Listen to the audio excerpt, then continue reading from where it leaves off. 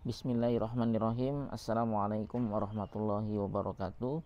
Bersyukur kepada Allah Subhanahu wa taala dengan mengucap alhamdulillahirabbil alamin.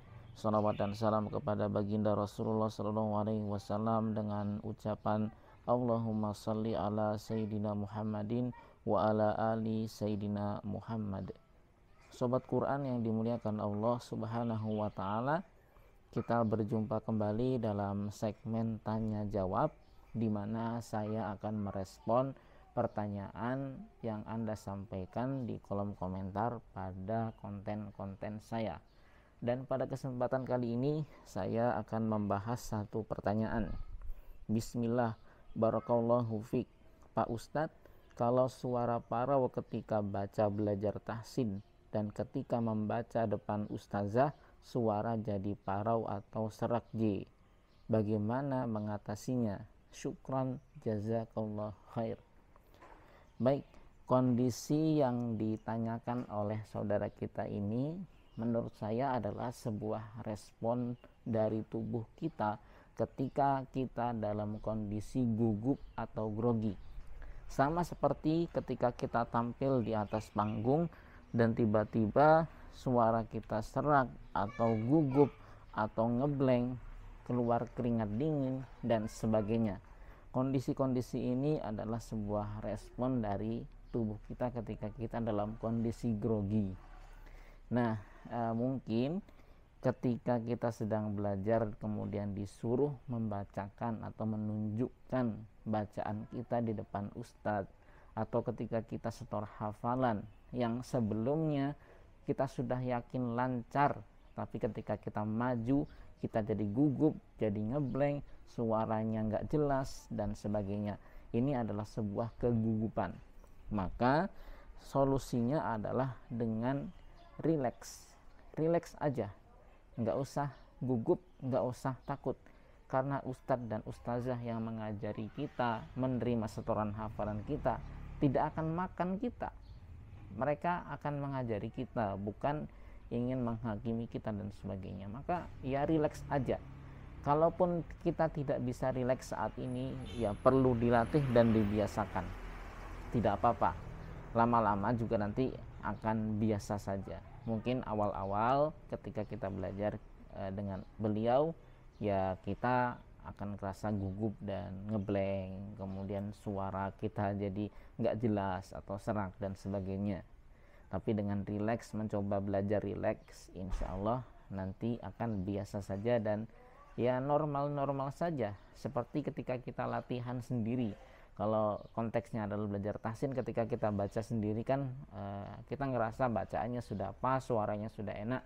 Tapi ketika kita maju di depan ustazah, di depan ustadz, kita jadi nggak jelas, suaranya parau atau kita gugup dan sebagainya.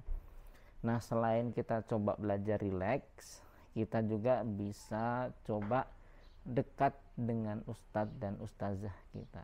Jadikan beliau itu sebagai guru kita, jadikan beliau itu sebagai orang tua kita, sehingga kedekatan yang kita bangun dengan ustadz dan ustazah kita akan membuat kita jadi lebih santai ketika berinteraksi dengan beliau, ketika kita belajar dengan beliau.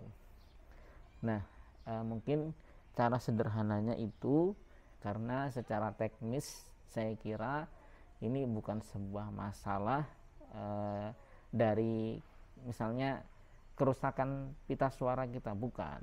Itu hanya sebuah respon tubuh kita dari kondisi kita saat gugup dan grogi. Maka ya kita harus menghilangkan gugup dan grogi itu, yaitu dengan cara kita coba belajar relax. Kemudian yang kedua, bangun kedekatan dengan ustadz dan ustazah kita, sehingga ketika kita belajar dan berinteraksi dengan beliau kita tidak gugup. Mungkin tipsnya sederhana ya, itu saja. Silakan Anda coba, mudah-mudahan bisa berhasil dan bisa membantu kita. Dan usahakan juga ketika kita sudah belajar dengan satu guru, ya kita selesaikan dulu materi dari beliau sampai tamat lah, istilahnya kan, baru kita cari guru baru lagi. Karena biasanya untuk beberapa orang ketika kita belajar dengan orang yang baru atau guru yang baru, nanti kita akan gugup lagi gitu. Maka ketika kita sudah nyaman dengan satu guru, ya selesaikan sampai benar-benar kita menamatkan apa yang kita pelajari dengan guru tersebut, baru kita cari guru berikutnya atau ganti guru.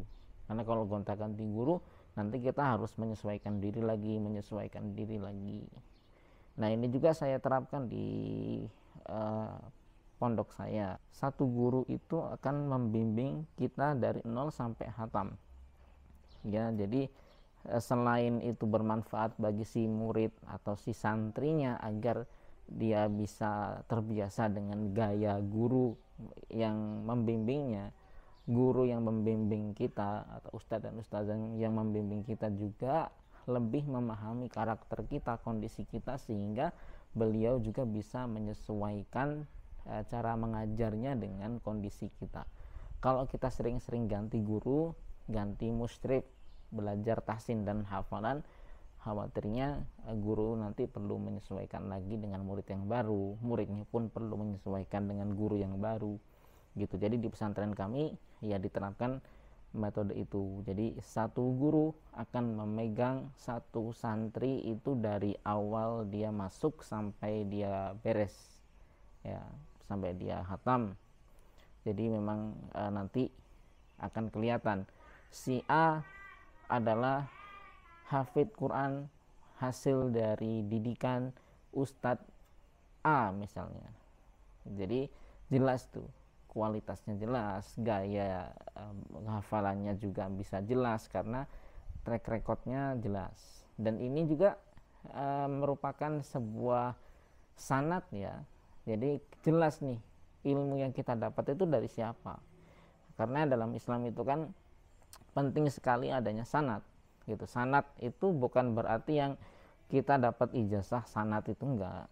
Jadi dalam semua ilmu itu ada yang mungkin sanadnya itu diformalkan, ada dikeluarkan sebuah ijazah keterangan kalau si A mempunyai hafalan dengan sanad kepada si B, si C, si D sampai bersambung ke Rasulullah. Tapi ada juga banyak juga yang hafalan Al-Qur'annya itu ya betul bersanad tapi tidak dituangkan dalam sebuah dokumen ijazah gitu. Yang dimaksud dengan sanad itu adalah ilmu yang bersambung.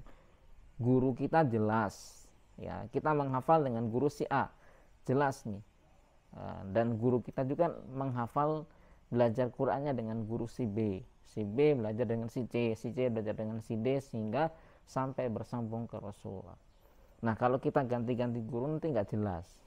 Misalkan kita sudah hafal 30 juz nih, tapi kita menghafalnya juz 1 dengan guru A, juz 2 dengan guru B, juz 3 dengan guru C.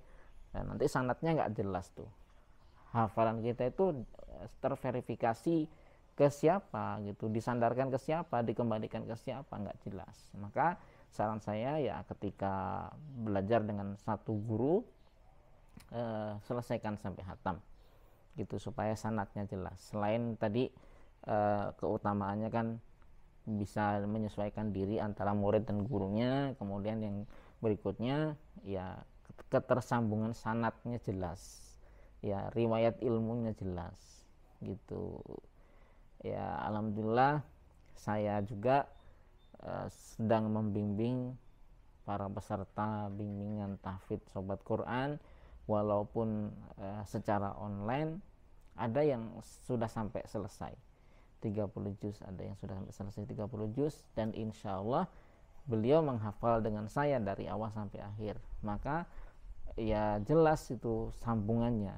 Jadi beliau bisa menyandarkan atau mengembalikan hafalannya ke saya gitu. Hafalan saya sudah disanadkan ke Ustadz Selamat Setiawan misalnya gitu kan, kata si murid saya itu. Nah, nanti saya juga akan menyandarkan hafalan saya ke guru saya akan menyandarkan hafalannya ke gurunya lagi, sehingga terus ke atas sampai bersambung kepada Rasulullah. Jadi kalau diurut itu jelas. Nah, itulah yang dinamakan sanad.